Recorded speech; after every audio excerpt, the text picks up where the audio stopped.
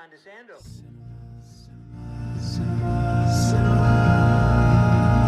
Classics, let's go to the movies and share some popcorn, soda pop with our friends.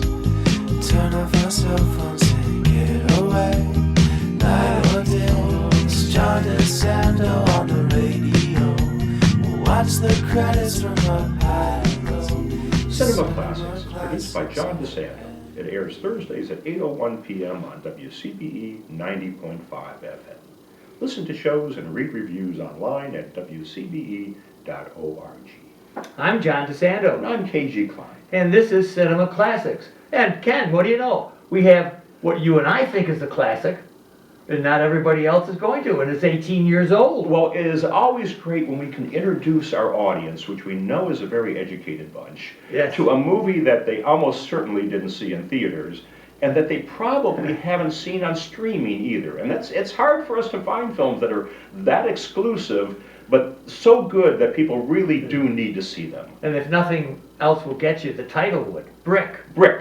What a simple title. The title refers to a brick of cocaine. Yes. And as opposed to gold brick, of which there are a few in this film, and the hardness of a brick, the toughness of the world. Yeah, very obscure title, and a title that doesn't really do a good job of describing this movie. I know. But, so what makes this movie so interesting? Well, I always love looking at the first films of new young directors, Yeah. because that's a moment when a director has an opportunity to use their voice in a unrestricted way.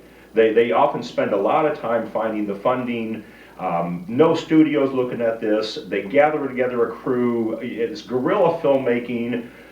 They put it together as best they can. It's very cheap. Very cheap. This movie was made in 2005 on a budget of $450,000. And the director you're talking about is Ryan Johnson. Ryan Johnson. And people should know him Well, now. better known as directing Star Wars Episode 8, The Last Jedi, but we won't hold that against him for this movie. This is his first film, and this was a film that he wrote while he was in film school. And let me just refer people to kind of say, oh yeah, I know that. Knives Out. Knives Out, And Glass Onion. Glass Onion. Yeah. So those yeah, are recent, within the last couple of years. recent films. And popular, and hardly as intricate. I call this intricate even though it looks rude sometimes. This is such an interesting movie, and it is very obviously a first-time director movie. It has almost a 70s feel to it. So let's step back and tell the audience what this film is. Yes. It is a film noir, hard-boiled detective story set in a high school with a cast of high school students. And Joseph Gordon-Levitt. Joseph Gordon-Levitt, who is really engaging. he's wonderful in this. Yeah. You know, I remember him best from Third Rock from the Sun, Yeah. where he played the young boy Tommy. And you were telling me he actually does TV these days. He does quite a bit of TV. Yeah. Then also Lucas Haas playing the crime boss, who we know from being the little Amish boy in Witness. And when you look at Gordon-Levitt on this, you're not going to see Bogart. No, But you're no. going to be thinking of the Maltese Falcon somewhere or another here. And that is the origins of this film. Yeah. Ryan Johnson saw the Maltese Falcon when he was in high school and started reading Dashiell Hammett novels. And he loved these novels, and he thought, how can I write a script that uses this Dashiell Hammett style of writing, style of talking, but place it in a much more modern and up-to-date setting. And ultimately, it caught up to him that, hey, I can film this very inexpensively if I film it in my high school, and we'd use all high school kids. And a high school is an endless place for stories, as we know, with the type of characters there, with the dynamics of it, and yet there's not a one scene, I think, in the classroom in this film. No, we don't get to see the classrooms. No, I know. So you're outside a pie shop. You're in the parking lot. The movie was filmed in Ryan Johnson's own high school in San Clemente, California, because he was able to get access to it very inexpensively. Yes, yes. And they really did. They spent 6 years getting this movie going, trying to find the funding. They were constantly having to recast it as the actors aged out before the production had started.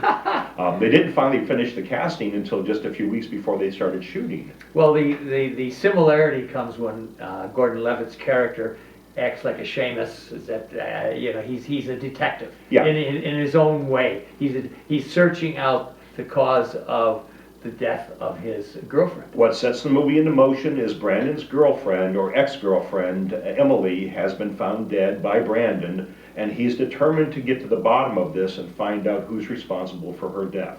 Unless you think you're going to miss out on some of the juicier parts of film noir, we have a couple of luscious femme fatales here, and Laura being the best and most difficult, and Em not so much because we don't see that much of her. Emily is played by, and I can't remember her name now, but she would get a role on Lost. So we would see her just about a year later on the TV show Lost. Emily as Emily de Raven. Actually, her same name. Oh yeah, Emily and Emily. Yeah. And what other Ken? Because I know we have people there who are not quite sure they've heard this term film noir, and you might call this neo noir, right? Because you're talking late 20s and 30s for Dashiell Hammett. It's the films like Maltese Falcon, where it's a very stylized type of speech, where the actors are using a dialect and almost a dictionary that's unique to the genre. For instance, there's a line in here where Laura says, "I didn't heal you to get your interest."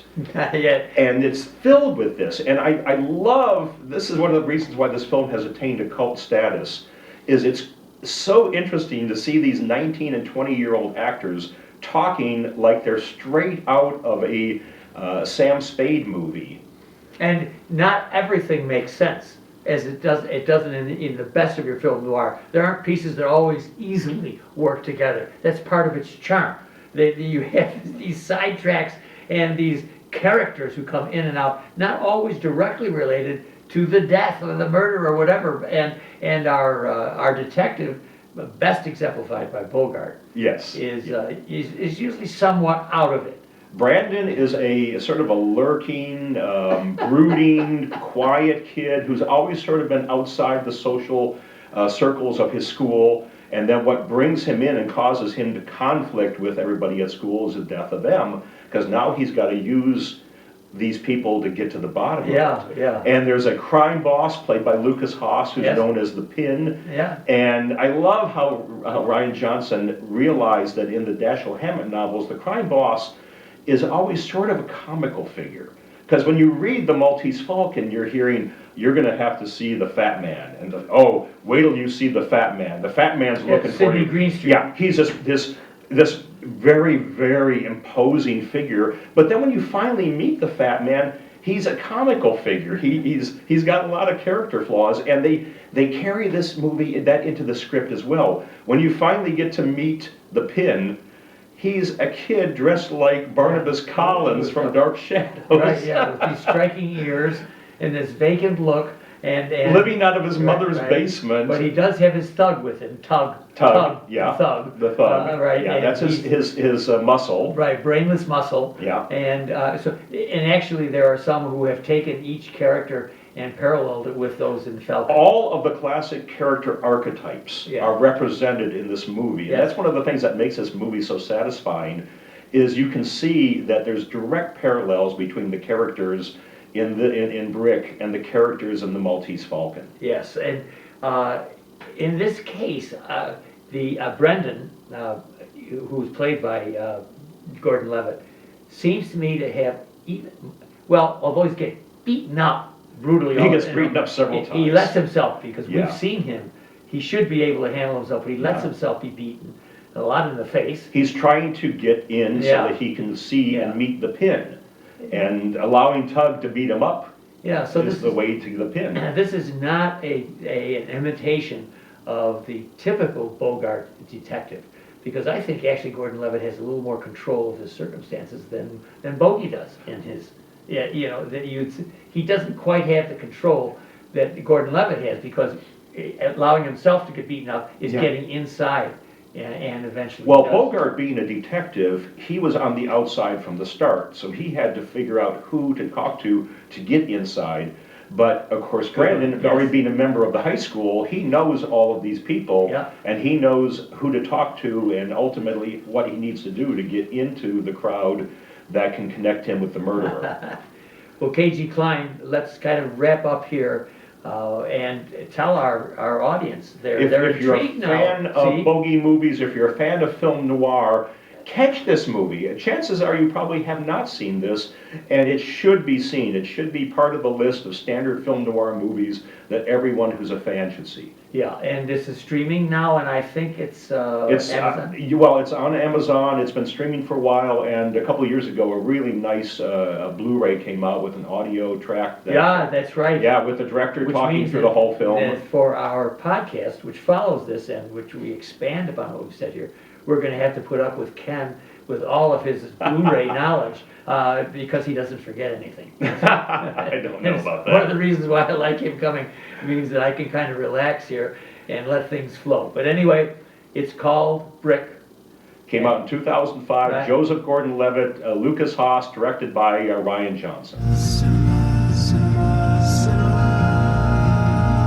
Classics, let's go to the movies and share some popcorn, soda